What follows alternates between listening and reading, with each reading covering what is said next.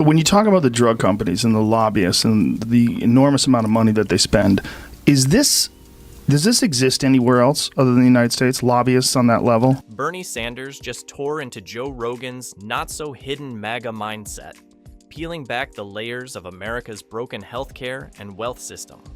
Sure, Joe's usually the guy with the relatable takes, the kind that makes you go and say he got a point, but this time, he missed the mark completely. You know, in Canada, what you have is you have a national healthcare program and so forth, and they sit down and they negotiate with the drug companies. Bernie laid it out plain and simple.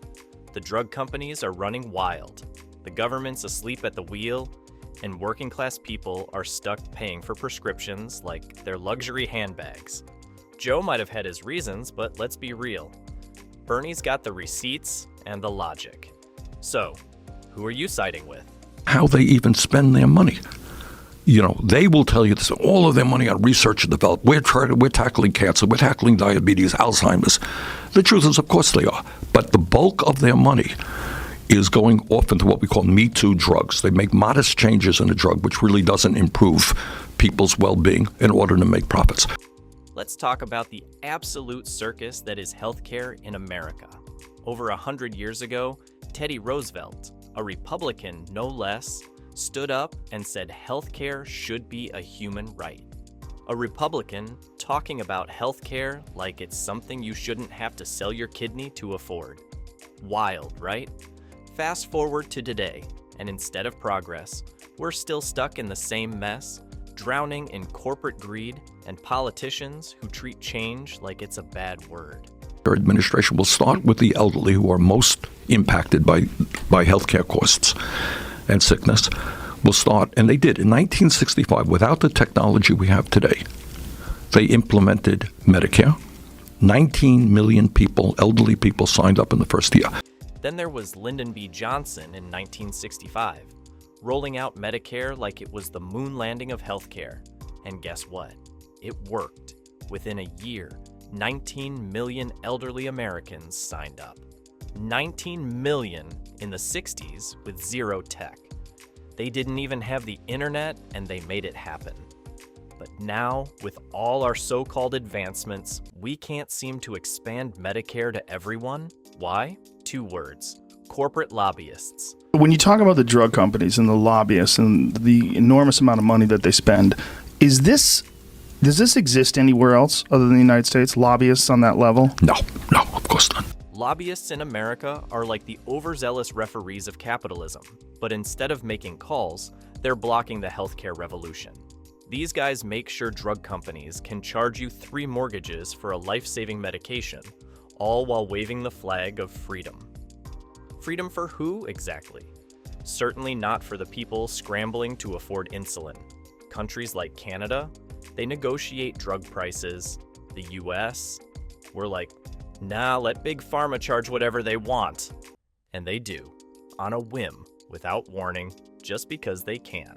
Lobbyists are, in general, when people talk about lobbyists, it's an unattractive term. We think of it in terms of a negative. We don't think of, oh, thank God there's lobbyists. We think, wow, there's someone with enormous amounts of money using that money to gain influence on politicians, and it shapes regular people. It shapes our lives mostly in a negative way. This is the way most people look at it. I'm not saying it's correct. Why do we have that system in place? Like, why do we have lobbyists? Why is it legal for someone to spend exorbitant amount of money? Now, here's where Joe Rogan steps into the picture, and things get a little complicated. Rogan has flirted with Bernie Sanders' Medicare for All idea before. He's called it logical, even necessary, but then he goes and endorses Donald Trump, a guy whose healthcare policies are basically let them eat cake, but replace cake with overpriced prescriptions. So, is Rogan confused, or is he just trying to keep his audience guessing? Because you can't sit there and praise Sanders for having common sense while backing a political movement that feeds the very beast Bernie's trying to slay. You could walk in, if you have an illness, you could walk into the pharmacy tomorrow and the price has been doubled, and you say to the pharmacist, what happened? He said, they just raised their prices. They could do it any day they want, any price they want. This is where Bernie Sanders goes full demolition mode. He didn't just sit there and explain Medicare for all. He ripped the lid off the whole corrupt system. Big Pharma isn't about curing people, it's about padding profits. Bernie laid it all out. These companies spend billions lobbying Congress, running scare campaigns, and tweaking old drugs just enough to jack up the price and call it innovation. And the worst part? They've got the government eating out of their hands, while regular people can barely afford a doctor's visit. You are the pharmaceutical industry, and last year 10 companies made $69 billion in profit. You're sitting around right now saying, all right, that's great. How do we do better next year? What strategy do we have? We're going to put a lot of ads on. We're going to work with during the CNN debate that I participated in recently, in the debate, right in the middle of the debate, the drug companies and the insurance companies had an ad. Now let's talk about Big Pharma's shameless hustle, shall we? Bernie Sanders didn't sugarcoat it.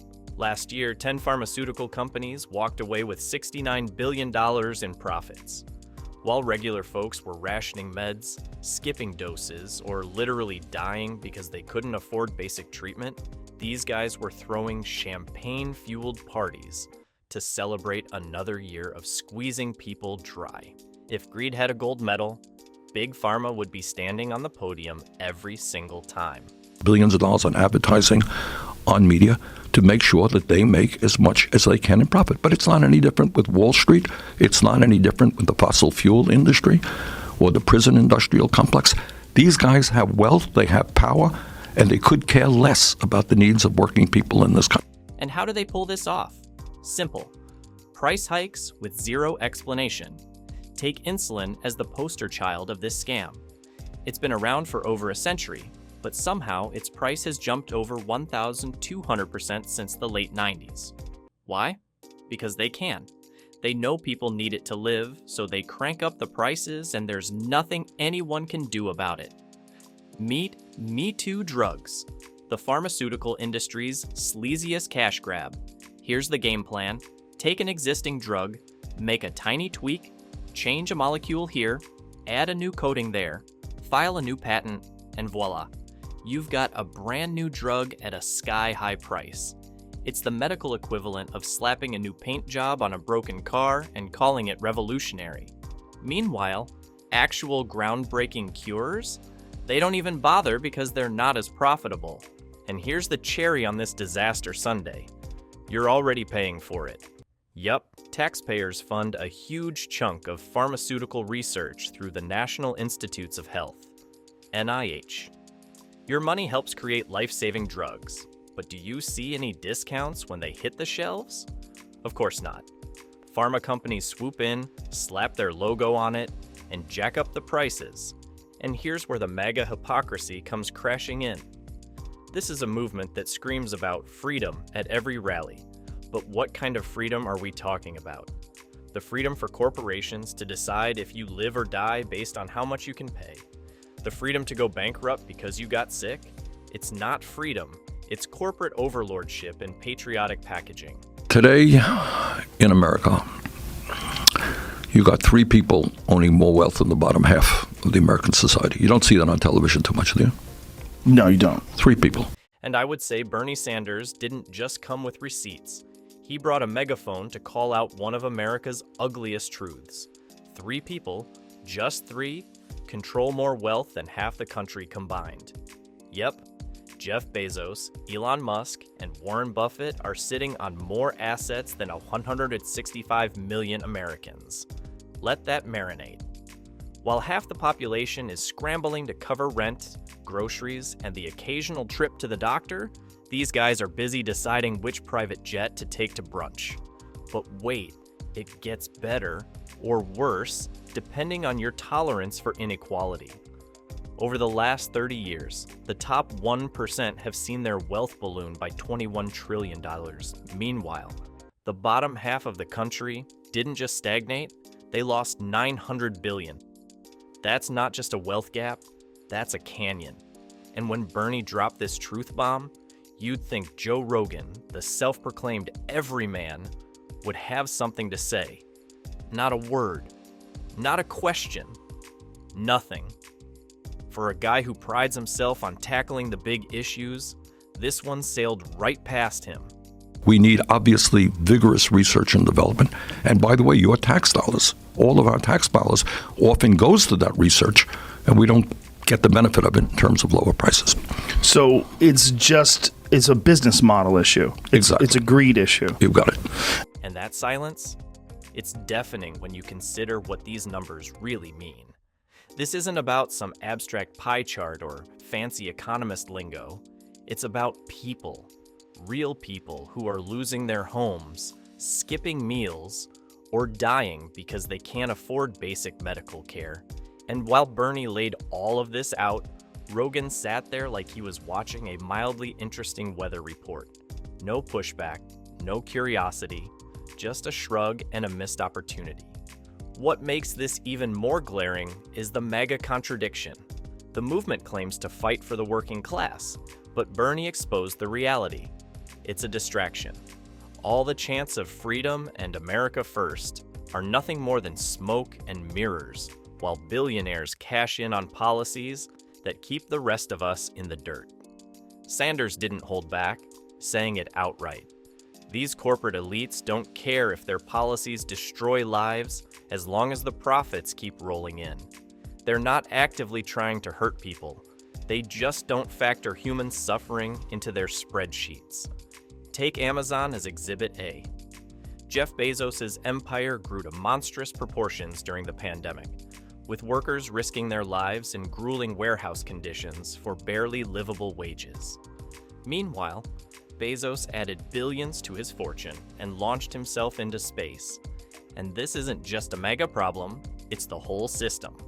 Both parties have been complicit, prioritizing billionaire tax breaks over the basic needs of their constituents. The real problem seems to be that they have this strategy of unlimited growth. Not that they're not providing medication that people need to save their lives. I mean, it's obviously important to have Absolutely. Pharmaceutical companies. Of course. Right. So there's good that they provide, but the business aspect of it is where the problem lies, right? Right. Look, they have great researchers, but if you check how they even spend their money, they will tell you this, all of their money on research and development. We're tackling cancer, we're tackling diabetes, Alzheimer's.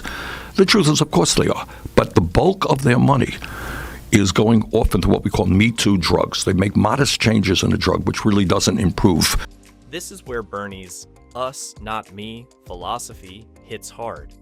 It's not just about redistributing wealth, it's about dismantling a rigged system that lets billionaires hoard resources while millions live paycheck to paycheck. Sanders isn't anti-wealth.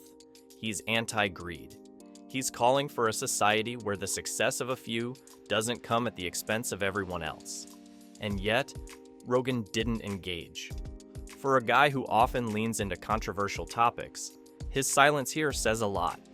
It's easy to amplify MAGA talking points about patriotism and hard work, but it's a lot harder to confront the fact that those slogans are being weaponized to protect billionaires from accountability. Rogan missed a chance to challenge not just Sanders, but his own audience, to make them question the systems they blindly defend. At the end of the day, Bernie did what he does best. He spoke truth to power. But Rogan? He let the moment pass, leaving his audience to connect the dots themselves. And that's the problem. When we don't confront these issues head-on, we allow the very systems that create this inequality to thrive.